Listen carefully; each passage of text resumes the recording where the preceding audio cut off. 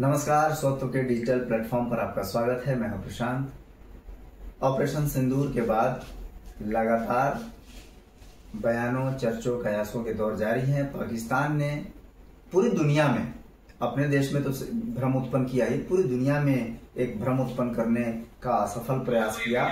उसके उलट भारत सरकार, भारतीय सेना ने सारी चीजों को स्पष्ट किया कि ऑपरेशन के दौरान कौन कौन सी घटनाएं हुई। पाकिस्तान के दावे को खारिज किया, तीसरे पक्ष की मध्यस्थता से को खारिज किया और भारतीय सेना ने क्या क्या कदम उठाए, इन सारे बिंदुओं पर रखा। उधर असीम मुनीर की परेशानी बढ़ते जा रही है, उनका तनाव बढ़ते जा रहा है। पाकिस्तान के सेना के जनरल, इन सारे मुद्दों पर आज बात करेंगे वरिष्ठ पत्रकार सत्यपाल श्रेष्ठ जी के साथ। सर, बहुत बहुत स्वागत है आपका। कई पहलू हैं जिस पर बात किया जाना जरूरी है, क्योंकि जिस प्रकार से पाकिस्तान ने चीजों को भ्रमित किया है, डिस्टॉर्ट करके प्रस्तुत किया है, उस पर रुख स्पष्ट होना चाहिए। और सबसे अच्छी बात, भारतीय सेना के तीनों सेना के डीजीज ने स्पष्ट किया, सरकार ने स्पष्ट किया, खुद प्रधानमंत्री ने स्पष्ट किया आदमपुर जाकर, वायुसेना बेस, वायु एयरबेस पर जाकर। और सारी चीजें धीरे धीरे परत दर परत खुल रही है। वहां के परमाणु संयंत्र के साथ क्या हुआ, मुनीर की क्या परेशानी है, इन सब बातों को। लेकिन हम सबसे पहले आपसे जानना चाहेंगे कि जो भारतीय रुख है और जो भारत की एजेंसियों ने, सेना ने, सरकार ने जो अपनी बात को पूरी दुनिया के सामने स्पष्ट किया, उस पर मैं आपकी राय जानना चाहूंगा। देखिए, भारत ने इसको बिल्कुल ही स्पष्ट तरीके से जो भी घटनाएं हुई इस दरमियान, ऑपरेशन सिंदूर जो 22 अप्रैल के पहलगाम अटैक के बाद जो डेवलपमेंट है, उसके बाद का जो प्रतिक्रिया हुई भारत की, उसको यहाँ के DIA, मतलब रक्षा खुफिया एजेंसी उसको कहते हैं, मतलब डिफेंस इंटेलिजेंस एजेंसी जी। तो उसके हैं ये lieutenant general DS Rana. DS Rana ने 70 देशों को बताया कि ऑपरेशन सिंदूर कैसे किस स्वरूप में किया गया। पाकिस्तान चूंकि भ्रम फैला रहा है और कहीं ना कहीं अमेरिका भी इस भ्रम में शामिल है। बिल्कुल। इसीलिए कि जो इजिप्ट जहाज की बात वहां हो रही है कि इजिप्ट से बोरॉन लाद कर लाया गया और उसको सोखा गया, तो आखिर ये वीडियो क्यों नहीं जारी हो रहा है जी? ये सीज फायर के घोषणा का डैमेज कंट्रोल है। ये अच्छा, ऐसा कुछ नहीं हुआ कि कोई इजिप्ट जहाज आया और वहां उसको सोख लिया और वहां का। दूसरी तरफ यह भी कहा जा रहा है कि मिस्र से एक ऐसा केमिकल आया जो केमिकल वहां स्प्रे किया गया और उससे वहां का जो है वो रेडिएशन कम किया गया। लेकिन ऐसा कोई वीडियो तो जारी नहीं हो रहा है। जैसे अगर वैसी घटना हुई तो उसका वीडियो जारी होना चाहिए जी। तो इससे साबित होता है कि अमेरिका के कहने से सीज फायर नहीं हुआ है जी। बिल्कुल, सीज फायर प्रक्रियागत हुआ है। जैसे ठीक है, अमेरिका के आगे घुटने टेका जाके पाकिस्तान, चूंकि देखिए चीन का ग्राहक है पाकिस्तान, लेकिन अमेरिका का सेवक है पाकिस्तान। अमेरिका बॉस है, उसका सेवक है। ये वो जो कहेगा वही करेगा। ठीक। तो इसमें नाटक जो भी किया हो, लेकिन ये जब इसके जब खतरे में आ गई जान, तब इसको लगा कि अब हमको सीज फायर करना चाहिए। अच्छा, अमेरिका कहा भारत को सीज फायर हो गया, नहीं ठीक है, युद्ध नहीं होना चाहिए, ये बार बार भारत की पहल। हाँ बिल्कुल। उसका एक देखिए बहुत बढ़िया उदाहरण हम एक छोटा सा देना चाहेंगे कि जामा मस्जिद के इमाम के पोते ने, उसका नाम है सैयद अरीब, उसने एक वीडियो प्रधानमंत्री को भेजा। कहा कि प्रधानमंत्री जी बहुत बधाई, और आपने जो युद्ध रोका, सीज फायर किया, तो इससे अब हम अपनी पढ़ाई पर कंसंट्रेट कर सकेंगे, हम स्कूल जा सकेंगे। मतलब जामा मस्जिद के जो उसके इमाम हैं, उसके पोते ने एक वीडियो जारी करके कहा कि तो युद्ध नहीं होना चाहिए। उसका एक बड़ा ही प्रतीकात्मक उदाहरण है कि एक बच्चा पढ़ना चाह रहा है और वो वीडियो भेजा प्रधानमंत्री को, और प्रधानमंत्री को वीडियो भेज के अपनी अभिव्यक्ति की। तो युद्ध नहीं होना चाहिए, बिल्कुल सीज फायर हुआ, इसकी निंदा कोई लोग कर रहा है तो गलत है, लेकिन सीज फायर का उल्लंघन पाकिस्तान किया तो उसको क्या जवाब मिला?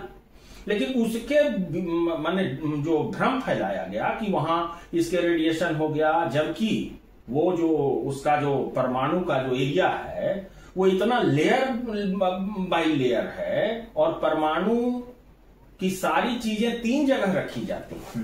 परमाणु हर समय रेडी नहीं होता है, उसका जो भी केमिकल किया जाता है, तो उसकी जब चीजें अलग अलग रखी हुई हैं, तब फिर आप कैसे रेडिएशन की बात कर रहे हैं? ये तो आप गलत भ्रम, ये ध्यान भटकाने वाली बात है। सीज फायर से ध्यान भटका, अमेरिका का कहना है कि परमाणु के मूड में ये लोग आ गए थे। हालांकि ठीक है, पाकिस्तान ने बुला लिया था, अपनी कमेटी को बुला लिया था, हालांकि वो हो नहीं सका, लेकिन उसकी कमेटी जो है ये कॉल कर लिया था पाकिस्तान कि अब हम ये करेंगे। लेकिन उसको बचने के लिए उससे आप ही गलत भ्रम फैला रहे हैं कि हमारे बिल्कुल एकदम 19 किलोमीटर पहले, 17 किलोमीटर पहले आपने गोला दाग दिया कि जिससे रेडिएशन हो गया। रेडिएशन का फोटो तो आपने जारी नहीं। तो इसको समझना चाहिए। ये देखिए, तुर्की को 2023 में भारत ने भूकंप में मदद की, और वो तुर्की 350 ड्रोन वहां तुर्की का छोड़ा गया भारत के विरुद्ध। तो कैसे किसी की मदद कोई करेगा? जैसे भारत ने अपनी सहृदयता दिखाते हुए वहां जब भूकंप हुआ 2023 में, यहाँ का रिपोर्टर वहां जाके दिखा रहा है कि तुर्की में किस ढंग से मदद की गई। देखिए, दरअसल पाकिस्तान तो थैंकलेसनेस हुआ ना तुर्की का थैंकलेसनेस है, और पाकिस्तान का जन्म ही जो है ये माने युद्ध से हुआ है। सब लोगों ने शुरू से जो इसका जो आरंभ है 1946 में जो ये किया नौटंकी, तो इसका जन्म ही उससे हुआ है। तो आप इससे शांति की बात कहां से कर सकते हैं? दूसरा है कि मुनीर मैं उसी मुनीर जो है वो, देखिए, इसका बॉस मुनीर नहीं है, ये पूरी घटना का बॉस है हाफिज सईद। हाफिज सईद चाहता है कि पाकिस्तान में ऐसी सरकार हो जो मेरे अनुरूप चले। तो फिर तो सैन्य तख्ता पलट होगा, तो सैन्य तख्ता पलट होगा, और सेना को वैसे ही चलना है जैसे वहां का आतंकी चाह रहा है। अभी देखिए, अभी सरकार वैसे ही चल रही है जैसे सेना चलाना चाह रही है, और सेना वैसे चल रही है जैसे आतंकी चलाना चाह रहा है। देख लीजिए, डॉट कनेक्ट कीजिए, कहाँ है मामला। जैसे वहां जो अभी सरकार है, आपको माने जिस पार्टी की वहां सरकार है, मान लिया कि वहां जैसे वहां मरकजी मुस्लिम लीग को दोबारा सरकार में लाने के लिए मुनीर पूरा प्रयास कर रहा है, और उसमें जो है इसकी देखिए, ये रिटायर कर गया है नवंबर 22 में, इसको एक्सटेंशन पर रखा गया है, और इसी नवंबर तक एक्सटेंशन है। और इस नवंबर के बाद ये चाह रहा है कि हम उसके भागीदार बने, मुस्लिम लीग में हो न हो, लेकिन हम पूछ रहे हैं ना, मुस्लिम लीग में हो न हो, या हमारे समर्थन से सरकार बने। और इसके समर्थन में वहां हाफिज सईद जो है वो इसको ऑपरेट करता है कि इसको कैसे हमको स्थापित करना है मुनीर को, क्योंकि ये रहेगा तब हमारे रहेगा। मैंने हर हाल में उसमें मुस्लिम लीग जो है इसका आई तो शुरू से उन्मादी रहा है। मुस्लिम लीग का इतिहास आप शुरू में जान रहे हैं कि वो शुरू से भारत में भी इसका हंगामा का जड़ यही रहा है। शुरू में पुरानी पार्टी है, 40 में कलकत्ता में कितना हंगामा किया, संडे के दिन कत्लेआम हुआ, कितना हुआ जी। तो ये कहना है कि जैसे देखिए इसमें क्या किया कि 22 अक्टूबर 1947 को पाकिस्तान में 26 माने वहां ईद 26 अक्टूबर के पहले 22 अक्टूबर को इस ढंग से किया, ईद थी 26 अक्टूबर को, उसके पहले कश्मीर पर कब्जा करने के लिए छुट्टी पर गए सैनिकों को बुला लिया। करीब 5000 आतंकियों को वहां भेजा इसके लिए, 5000 आतंकियों। देखिए कैसे डिस्टर्ब करने के लिए भारत को योजनाबद्ध तरीके से काम। सोच लीजिए कि आप मैंने ईद में मैंने 47 से ये हो रहा है, बिल्कुल, कि कैसे कश्मीर को ये देखिए इसका जो मैंने अनुबंध है ये समाप्त हो गया आपको मात्र 24 साल में ही।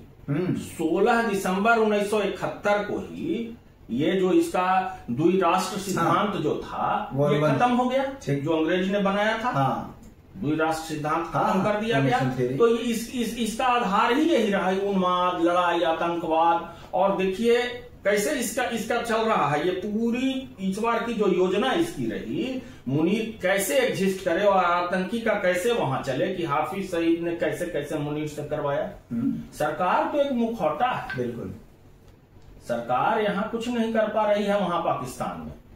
और न कोई रेडिएशन की बात है, ये रेडिएशन वाली बात उस सीज फायर को ढकने के लिए हो रहा है कि रेडिएशन था, इसीलिए लगा कि वहां के राष्ट्रपति को लगा कि मैंने ये लोग कुछ भी कर सकता है, परमाणु छोड़ देगा।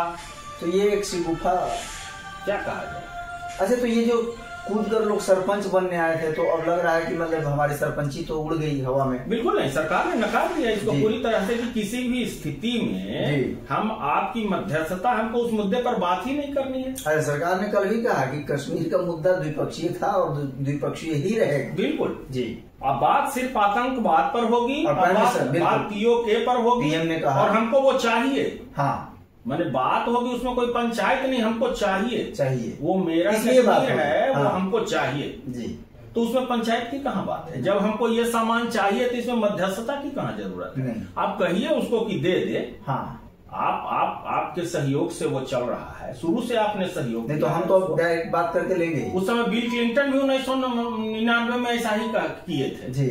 जैसे उस समय में 1999 में जो करगिल वाला अटल जी को फोन आया था, अटल जी को आया, फिर इनको ये क्या कहते हैं, उस बिल क्लिंटन के ही कहा कि ये आप युद्ध रोकिए। हाँ, नहीं तो वो उस समय में नवाज शरीफ थे जी, अभी शहबाज शरीफ, उनके भाई हैं शहबाज। तो इस ढंग से ये बराबर अमेरिका कर रहा है कि वो बीच बीच में कुछ न कुछ उत्पात करते रहता है। जैसे इस समय देखिए पूरे देश को कंफ्यूज कर दिया, एक नई कहानी गढ़ दिया कि वहां रेडिएशन हो गया, और रेडिएशन के बाद वहां कौन इजिप्ट जहाज आया, नई बातें आ रही है। देखिए कल तक इजिप्ट जहाज था, अब एक नई बात आ गई कि मिस्र से केमिकल का छिड़काव हुआ। तो रोज बातें कैसे बदल रही हैं? तो इसलिए लग रहा है कि ये सीज फायर के नाम पर ध्यान भटकाने का ये है।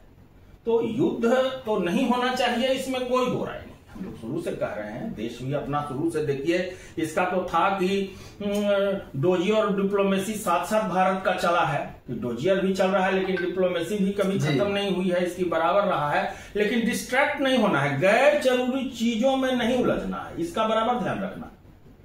गैर जरूरी चीज, जैसे ये सब चीज उलझाने वाली है। हाँ, ये सब जो यहाँ पर परमाणु आ गया तो बम आ गया, तो ये आ गया, लोग क्या कह रहा है, तो सीज फायर हो गया, इस सब में ध्यान नहीं भटके। एक ही लक्ष्य करना है कि देश सुरक्षित रहे और युद्ध में हमको नहीं जाना है। हाँ, ये तो और हमारा कश्मीर हमको मिल जाए, ये है मुख्य रूप से। और देखिए जब जब हुआ है, देखिए आपको देखिए कि 71 में जो लड़ाई हुई तो युद्ध विराम की घोषणा मैंने इंदिरा गांधी ने स्वयं की थी। युद्ध विराम की घोषणा की बात कोई वाहवाही लूट रहा है तो गलत बात है। युद्ध विराम की घोषणा इंदिरा गांधी ने की। शिमला वार्ता में भी कुछ हल नहीं निकल पाया। फिर हम लोग अभी चर्चा किए ही कि जब हुआ है, देखिए 2001 में संसद पर हमला हुआ, 2008 में मुंबई हमला हुआ, 2016 में उरी का हमला हुआ, 2019 में पुलवामा हमला हुआ। बावजूद नो फर्स्ट यूज पॉलिसी है भारत की परमाणु को। तब भी भारत ने कभी नहीं कहा कि हम परमाणु चलाएं। नो फर्स्ट पॉलिसी पर आज भी भारत है। हाँ, और आज भी सिंधु में आपने देखा कि सेना हर बार कहती रही कि हमने जवाबी कार्रवाई, मतलब इस ऑपरेशन में भी था कि आतंकियों को मारे, लेकिन एयरबेस पर तब आपके हमला किया जब आपने हमको हमला किया। यही पॉलिसी है। जैसे अगर है भी गोइंग ऑन सिंदूर, हाँ, तब भी तो कहाँ, मैंने जब तक आप करेंगे नहीं, हम नहीं हमला। हाँ, तो इस बात को हम लोग ये करें कि अमेरिका अगर बीच में आके बिना मतलब का अपना जो शेखी बगाड़ रहा है, बिना बेजरूरत मतलब पंच बना हुआ है। जैसे कुछ नहीं होता है गांव में, आदमी वो अपने मुनाफा के लिए किसी की जमीन लेने के चक्कर में वो अपना पंचायत बैठाता है कि किसी भी ढंग से इसको अपना मुल्क बना के इसको अपना। हालांकि भारत ने अच्छा किया कि सामने आकर स्पष्ट रूप से पूरी दुनिया के सामने कह दिया बिल्कुल कि कोई किसी सरपंच की जरूरत नहीं है और किसी ने सरपंची नहीं की। हाँ, और न इससे ये रहा कि जो कंफ्यूजन था जनता में, लोग में, या दुनिया कि भाई हम दुनिया हम जैसे प्रधानमंत्री का वहां एयरबेस पर जाके मात्र वहां से 100 किलोमीटर की दूरी रही है। पाकिस्तान बॉर्डर की दूरी वहां से मात्र मैंने समझिए कि 100 किलोमीटर की दूरी है। और जिस आदमपुर बेस पर पीएम गए, उसी के बारे में पाकिस्तान का दावा था कि हमने नष्ट कर दिया है। तो सब S-400 को नष्ट कर दिया, पीएम जाकर दिखा दिए, MiG-29 को गिरा दिया, तो सब तो दिखा दिए। प्रधानमंत्री ने वहां जाकर पूरा भ्रम दूर कर दिया। जी। वो चूंकि बड़ा एयरबेस है तो इसको लेकर वो अपना जो भी भ्रम फैलाया, तो पाकिस्तान इसी ढंग से करता रहेगा और अमेरिका चाहता ही है कि इस ढंग से होता रहे कि हमारा महत्व बना रहे। तो अपने महत्व को बनाने के लिए आतंक का सहारा लेना है, अराजकता का सहारा लेना है। और ये कहीं नहीं है, कहीं ये कोई वीडियो, कहीं कोई साक्ष्य नहीं मिल रहा है कि उसके परमाणु में कोई माने हलचल है। जी, इस तरह का कोई है। तो सही बात है कि चीजों को भटकाने के लिए, दुनिया का ध्यान भटकाने के लिए नए नए शिगुफे, नए नए एंगलबाजी की जा रही है। लेकिन भारत ने एक अच्छा काम किया। पूरे विश्व के देशों को, अभी भी हम लोग बात कर रहे थे कि DIA ने 70 देशों को बताया कि ऑपरेशन सिंदूर कैसे हुआ, बाकी घटनाएं कैसी हुई। देश दुनिया की बाकी खबरों और उससे जुड़े विश्लेषण के लिए बने रहिए हमारे साथ। नमस्कार।